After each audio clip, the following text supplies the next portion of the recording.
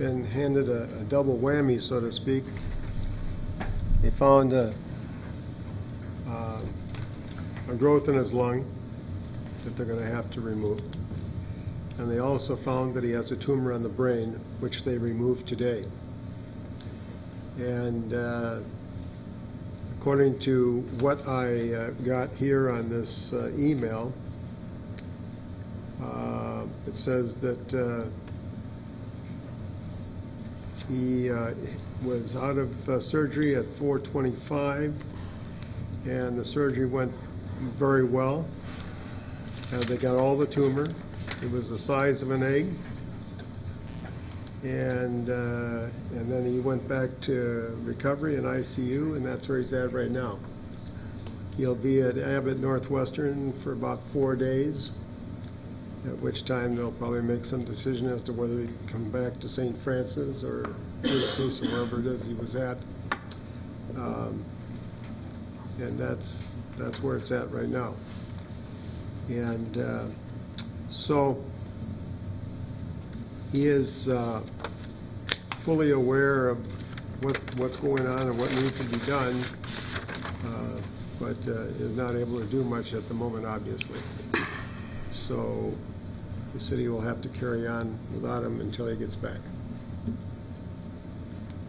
Councilman? On this resolution about the vice mayor, I got a call from another ex-mayor today about this that had the same thoughts as Mr. Mayor about the consent agenda part of it.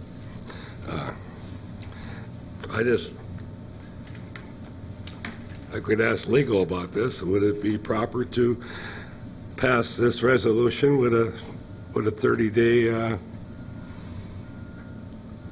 for 30 days? Yeah. To make it legal. Well, Mayor and Council, two things. First thing about what occurred at the last meeting. Obviously, I wish I had been at the last meeting. I'd have a better sense for what went on.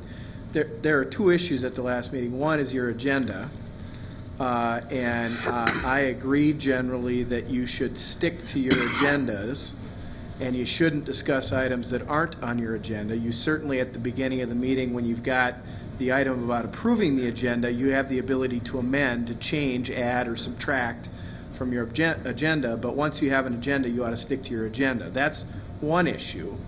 I don't know how appointing the acting mayor came up on your agenda, but it doesn't matter to me. If everyone agrees, and everyone nodded their head a few minutes ago, that you voted unanimously to appoint Councilmember O'Laughlin as acting mayor, then that occurred. Whether or not it was properly added to the agenda, if the council voted to do that, that's what you did. So I don't think there's any doubt about that. I think that you all understood that that's what you did. That said, council member, if you'd like to adopt this resolution temporarily, change it, in other words, to make it temporary, that's perfectly appropriate. You can do that. There's nothing legally suspect about that. The reason I'd like to see you put this in writing is because I believe that the acting mayor is going to need to eventually take actions for the city, and it may be useful to have that in writing.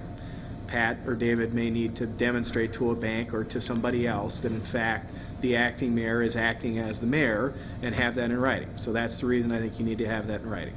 So I think Councilmember O'Laughlin is clearly the acting mayor. You voted on that at the last meeting. It would be useful for you to put that in writing. Whoever you're going to have acting mayor, put that in writing sooner than later. Well, what happened is the first meeting in January, we turned down the committee assignments. You were at that meeting. The second meeting in January, our mayor got sick, and he wasn't going to attend the meeting. And we didn't have anybody to open the meeting. So we kind of talked about it before we got to each other that week. And I come to the meeting, and here's Mr. Crick. His son brought him, and he came to the meeting. We had, Mr. Murphy would have had to open the meeting. And then we would have had to make an